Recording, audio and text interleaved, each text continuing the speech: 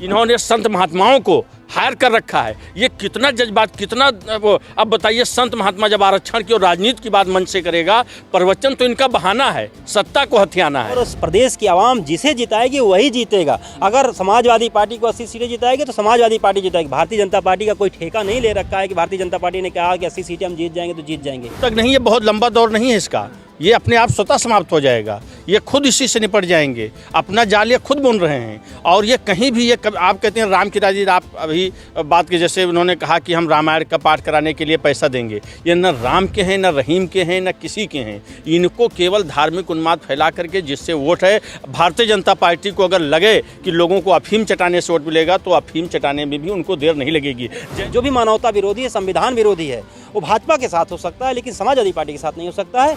अगर जो इनके साथ है, आरक्षण के साथ है, जाति जनगणना के साथ है, दलितों पिछड़ों के हक और सम्मान के साथ है, वो समाजवादी पार्टी के साथ है और संविधान के साथ है। जातिगत जनगणना की बात कर रही है, जातिवाद बढ़ेगा, लोग आरोप लगाते हैं। जातिवाद क्यों बढ़ेगा? जातिवाद तो उनके महंत और संत बढ़ा रहे हैं कि आरक्षण से ये होगा। तो संतों से भी आपत्ति है आपको? नहीं, आपत्ति बिल्कुल नहीं है। वो सही बात करें, धर्म की बात करें। आप किसी साथ अगर कोई कमजोर आदमी है और उसको ताकत को इंजेक्शन दिया जा रहा है तो उस पर अगर किसी संत महात्मा को आपत्ति हो जाए तो उसको हम संत महात्मा कैसे कहेंगे कि वो अपने रास्ते से भटक रहा है संत महात्मा? कि काश अगर मुसलमान और हिंदू ये दोनों मिलकर एक धर्म बनता इस देश में तो धरती का सबसे अच्छा धर्म होता। नमस्कार दोस्तों, मैं सुमित यादव, आप देख रहे हैं न्यूज़ सर्कल। लखनऊ में हूँ, उत्तर प्रदेश की राजधानी में हूँ और दिल्ली का रास्ता उत्तर प्रदेश से तय होता है।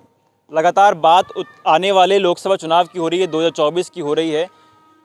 और क्या तैयारियां सभी पार्टियों की हैं। समाजवादी पार्टी के दो नेता मेरे साथ मौजूद हैं, रामकरण निर्मल जी हमारे साथ मौजूद हैं, लोहिया वाहिनी के निवर्तमान प्रदेश अध्यक्ष हैं।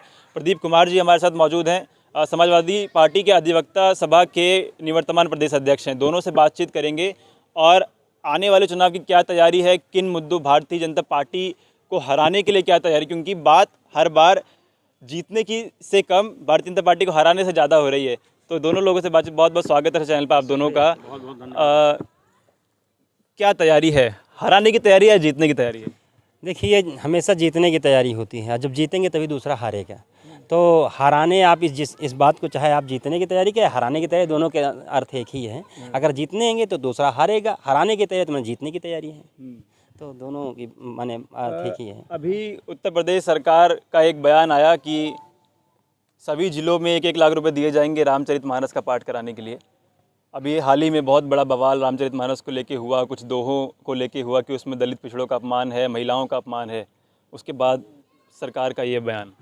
देखिए, सरकार का ये काम तो नहीं है, धर्म एक व्यक्तिगत मामला है। अगर आप संविधान के अनुरूप देश से प्रदेश चलता है तो उसमें धर्म, किसी धर्म के प्रति उपेक्षा और किसी धर्म को बढ़ावा देना ये संविधान सम्मत नहीं है। और जब देश सेकुलर है तो सरकार को धार्मिक मामलों में नहीं पड़ना चाहिए, ये सरकार का काम नहीं है। लेकिन जिस तरह सरकार धार्मिक तुष्टिकरण कर रही है, जिस तरह सरकार, एक व्यक्ति अगर ईद के समय अगर नमाज अदा करता है तो उसके लिए रास्ते जाम हो जाते हैं और सरकार सख्त निर्देश देती है कि कोई रास्ते पे नमाज ना अदा करे।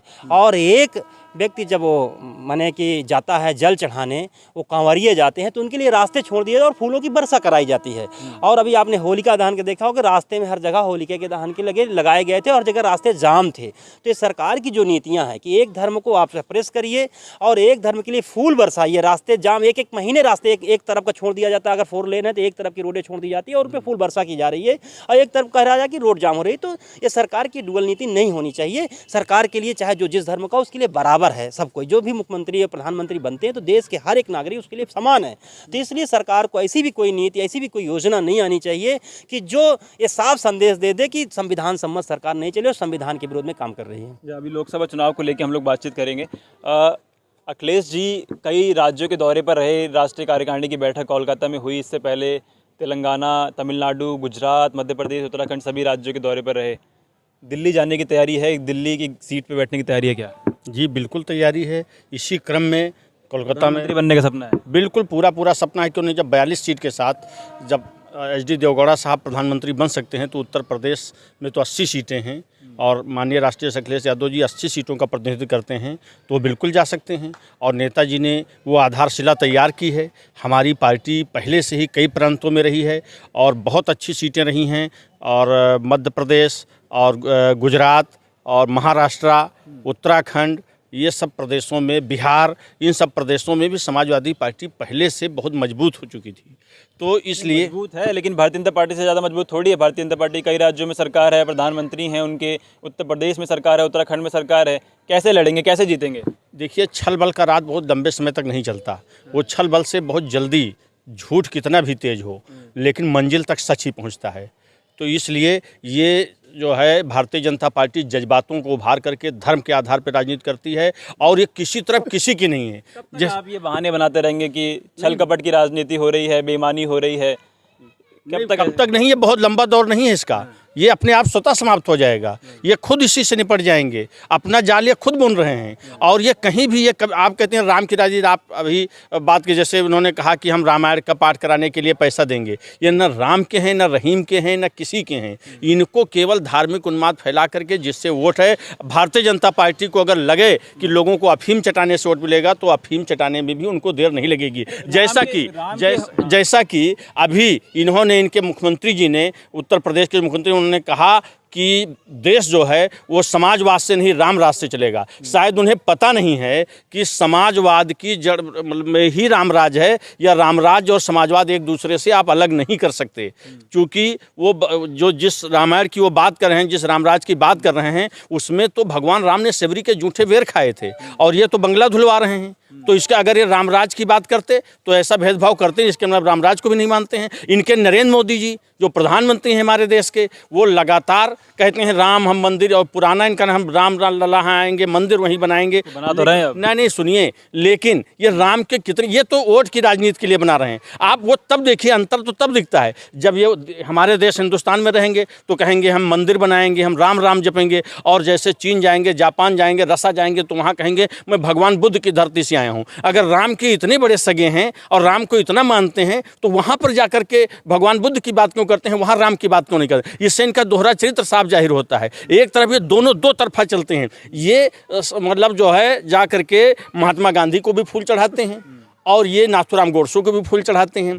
ये हर जगह इनका दोहरा चरित्र रहा है। इनके सावरकर अपनी पुस्तक लिखे रहे हैं बंच ऑफ थॉट्स, उसमें लिखते हैं कि इस देश के मुसलमानों से, ईसाई से, कम्युनिस्ट से परहेज करो।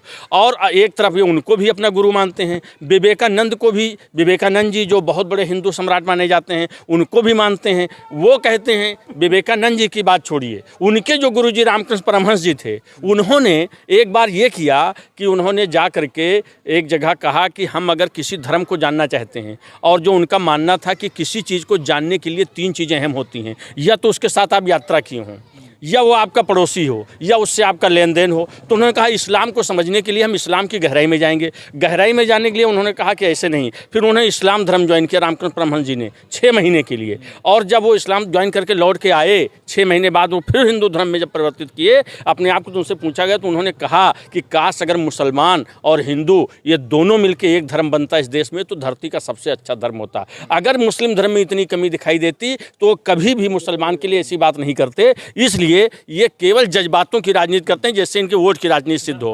अभी इन्होंने संत महात्माओं को हायर कर रखा है। ये कितना जज्बात, कितना वो, अब बताइए संत महात्मा जब आरक्षण की और राजनीति की बात मन से करेगा, प्रवचन तो इनका बहाना है, सत्ता को हथियाना है। अब इन्होंने संतों को, अभी देखिए चित्रकूट के वो महंत जी ने आरक्षण पर इतनी बड़ी बात की। इसीलिए जातीय जनगणना की बात समाजवादी पार्टी कर रही है कि आपको मालूम चल जाए कि किसको कितना हक मिला है। और जातिवाद को बढ़ाने के लिए कर रही है। ये जातिवाद को बढ़ा रहे हैं, उसके लिए हायर कर रहे हैं संत। समाजवादी पार्टी जातिगत जनगणना की बात कर रही है, इससे जातिवाद बढ़ेगा, लोग आरोप लगाते हैं। जातिवाद क्यों बढ़ेगा? जातिवाद तो उनके महंत और संत बढ़ा रहे हैं कि आरक्षण से ये होगा। तो संतों से भी आपत्ति है आपको? नहीं, आपत्ति बिल्कुल नहीं है। वो सही बात करें, धर्म की बात करें। आप किसी साथ अगर कोई कमजोर आदमी है और उसको ताकत को इंजेक्शन दिया जा रहा है, तो उस पर अगर किसी संत महात्मा को आपत्ति हो जाए तो उसको हम संत महात्मा कैसे कहेंगे कि वो अपने रास्ते से भटक रहा है? संत महात्मा यही तो है जो दलित हैं, पिछड़े हैं, कमजोर हैं। एक आप दोहरी बात करते हैं। अगर आप बात करते हैं कमजोरों को, अगर आप आरक्षण का विरोध करते हैं, तो मंदिर में क्या बताइए कि कक्षा 5 फेल या संस्कृत को न जानने वाला ब्राह्मण का बच्चा, अगर आप यही हमारे ऊपर आरोप लगाते हैं पिछड़ों दलितों पे कि अगर इंजीनियरिंग और मेडिकल पढ़ लेंगे और अगर ये अच्छी पढ़ाई नहीं करेंगे तो ये ऑपरेशन कर देंगे, आदमी मर जाएगा, तो क्या गलत मंत्रोच्चारण हो जाएगा? तो उसका शादी ब्याह जिंदगी नहीं खराब हो जाएगी? तो आप मंदिरों में बराबर का आरक्षण दीजिए। अब मंदिर में भेदभाव नहीं किया, आरक्षण अपने आप समाप्त हो जाएगा। बात 2024 की हम लोग करते हैं। तमाम मुद्दों पर, जो बेरोजगारी का मुद्दा है, महंगाई का मुद्दा है, नोटबंदी की बात बीच में हुई, और उसके बाद कोरोना काल में जो चीज़ें हुई, इन मुद्दों पे चुनाव आप 2017 में लड़े, 2022 में लड़े, 2019 में लड़े। 2022 के लिए क्या नया बचा, क्योंकि तीनों चुनाव तब हार गए। 2024 के लिए क्या नया बचा है? देखिए, अगर मैं एक कहता हूं कि चुनाव परिणाम से आप मुद्दों को तौलेंगे तो ये सही नहीं होगा।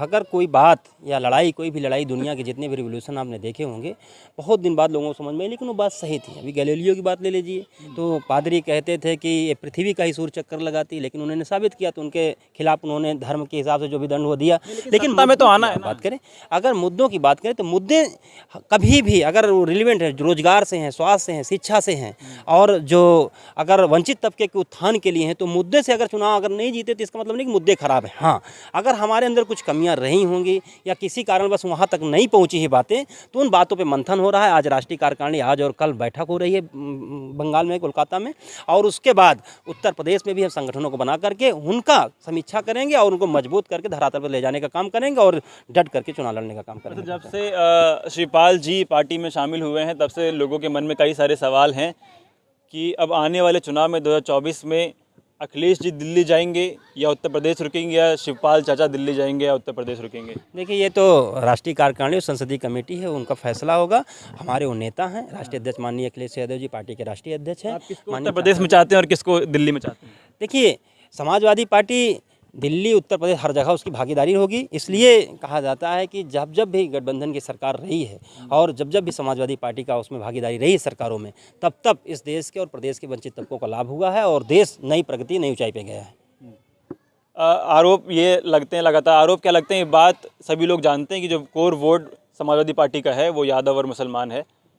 इसके अलावा सभी ओबीसी जो जातियां हैं उनको साथ लाने की कोशिश, सभी एससी और पिछड़ी जातियों के साथ लाने की कोशिश, वो कैसे आप लोग करेंगे? क्योंकि जाति की जनगणना की आप लोग बात कर रहे हैं, लेकिन जनता तक पहुंचा पा रहे हैं कि नहीं पहुंचा पा रहे हैं? बहुत तेज़ी से लोग खुद ही अब वो भ्रम टूट रहा है, और ये केवल भ्रम फैलाया गया था कि यादव और मुसलमान ही समाजवादी पार्टी के साथ हैं। सभी लोग हमारे साथ हैं, सभी पिछड़े, दलित, वंचित, शोषित वर्ग के लोग, सब लोग हमारे साथ हैं। भाजपा ने किसी तरह से छल करके इन लोगों को गलतफहमी फैला करके हमसे दूर किया था, लेकिन लोगों में समझ तेजी के साथ विकसित हो जा रही है, और भाजपा का चरित्र देख करके वो लोग खुद समझ जा रहे हैं। सारी असलियत उन लोगों के सामने अब आ रही है, इसलिए सब लोग भाजपा का दामन छोड़ करके तेजी के साथ सारी जातियाँ, ये जिनकी आप दलित, पिछड़े, 85% को साथ ला पा रहे हैं कि नहीं? पूरी तरह से आ रहे हैं, अपने आप से लोग आ रहे हैं।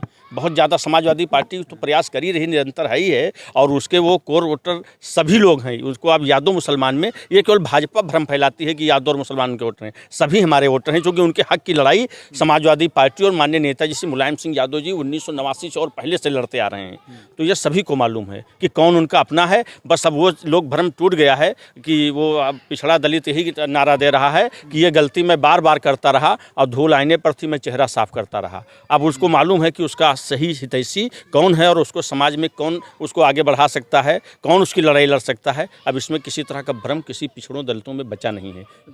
आखिरी सवाल है, क्योंकि तमाम मुद्दों पर बात हो रही है, जाति की जनगणना के साथ साथ दलित पिछड़े के जितने मुद्दे हैं, सही मुद्दों पर बात हो रही है, क्या वो लकीर खींच के जो राजनीति होती है 85-15 वाली राजनीति, वो मंडल का मंडल वाली राजनीति 2024 में उसी रणनीति के साथ चुनाव लड़ा जाएगा? देखिए, जब आप समझिए कि इस प्रदेश में और देश में जो वंचित तबका है, जो कमज़ोर तबका है, हमेशा उसकी समाजवादी पार्टी लड़ाई लड़ी है। वो संसोपा ने बांधी गांठ, पिछड़ा पावे 100 में 60, और न 100 से कम न 1000 से ज़्यादा, हाँ, समाजवाद का यही तगाजा। तो आप देखेंगे कि ये जो लड़ाई है, ये लड़ाई हमेशा लड़ी गई है, और ये लाइन खींचने वाली बात नहीं है। इसमें कोई ऐसी बात नहीं है कि लाइन खींच के हम किसी को अलग कर रहे हैं। किसी जो इस लड़ाई के साथ है वो हमारे साथ है, वो समाजवादी है, और जो इस लड़ाई के विरोध में है वो समझिए कि वो ना तो देश का उत्थान चाहता है, ना प्रदेश का चाहता है, ना समाज का उत्थान चाहता है। अगर वो इस लड़ाई के विरोध में है तो मुझे लगता है कि वो देश के संविधान के भी विरोध में और मानवता के भी विरोध में है, तो वो हमारे साथ नहीं है। जो भी मानवता विरोधी है, संविधान विरोधी है, वो भाजपा के साथ हो सकता है, लेकिन समाजवादी पार्टी के साथ नहीं हो सकता है। अगर जो इनके साथ है, आरक्षण के साथ है, जाति जनगणना के साथ है, दलितों पिछड़ों के हक और सम्मान के साथ है, वो समाजवादी पार्टी के साथ है और संविधान के साथ है। संविधान सम्मत जो भी चीज़ें होंगी समाजवादी पार्टी के साथ है। अच्छा, आखिरी सवाल है, दोनों लोगों से है। भारतीय जनता पार्टी ये बात कह चुकी है कि इस बार उत्तर प्रदेश में वो 80 की 80 सीटें जीतने जा रहे हैं। समाजवादी पार्टी की कितनी तैयारी है, कितनी सीटें? देखिए, भारतीय जनता पार्टी ने तो देख ही लिया 2022 का चुनाव कितना छल कपट से जीती है, और उनके कह देने से नहीं, जनता जिताएगी। भारतीय जनता पार्टी ने कोई एजेंसी, कोई ठेका ले रखा है क्या कि हम जो कह देंगे वही हो जाएगा, 80 की 80 सीटें जीत जाएंगे। इसलिए भारतीय जनता पार्टी नहीं, इस प्रदेश की आवाम जिताएगी, और उस प्रदेश की आवाम जिसे जिताएगी वही जीतेगा। अगर समाजवादी पार्टी को 80 सीटें जिताएगी तो समाजवादी पार्टी जिताएगी। भारतीय जनता पार्टी का कोई ठेका नहीं ले रखा है कि भारतीय जनता पार्टी ने कहा कि 80 सीटें हम जीत जाएंगे तो जीत जाएंगे, और कह रहे हैं कि हम 80 सीटें जीत जाएंगे, तो पूरी तरह से बेबुनियाद। सपा की कितनी? समाजवादी पार्टी, और जिस तरह इस समय आप जन समर्थन आपने देखा कि जिस तरह 22 में मिला है, और इस तरह जो रणनीति से समाजवादी पार्टी काम करे, भारतीय जनता पार्टी को यहाँ सफाई करने जा रही है उत्तर प्रदेश से। कितनी सीटें समाजवादी पार्टी की उत्तर प्रदेश में? मिनिमम 40 से लेकर के 60 तक सीटें समाजवादी पार्टी बहुत आराम से जीत सकती है। सभी सीटें हराने की बात करें सर तो? और बिल्कुल, अगर बहुत बढ़िया हमारा गठबंधन जिस तरह से चल रहा है, हम ये कम से कम की अभी की स्थिति बता रहे हैं, अगर मूवमेंट बढ़ता गया और लोग जुड़ते गए, कारवां बनता गया, तो कोई बड़ी बात नहीं। रामकरण नेवल जी जो कह रहे हैं, इस बात से मैं पूरी तरह सहमत हूँ कि ये बहुत ज़्यादा, ये वहाँ तक भी पहुँच सकती है लड़ाई। ठीक है, तो जो दावे लगातार किए जा रहे हैं, अगर उन दावों को देखा जाए तो क्या 80 सीटें, अगर 60 सीटें समाजवादी पार्टी उत्तर प्रदेश से जीत की जाती है, तो क्या अखिलेश यादव प्रबल दावेदार प्रधानमंत्री के पद के होंगे दिल्ली में? इसके अलावा तमाम मुद्दे हैं कि वही सवाल बार बार हो रहे हैं, वो कब तक वो सूरत साफ होगी कि क्या गठबंधन तैयार होगा, किन लोगों के साथ, किन दलों के साथ गठबंधन तैयार होगा, कौन प्रधानमंत्री पद का चेहरा होगा, या फिर बिना चेहरे के तीसरा मोर्चा चुनाव लड़ेगा, जहाँ जो कि लगभग तय है कि तीसरा मोर्चा बनने की तैयारी हो रही है। फिलहाल ये वीडियो मैं खत्म कर रहा हूँ, आप लोगों से मुलाकात अगली वीडियो में होगी। जुड़े रहे हमारे साथ, तब तक के नमस्कार।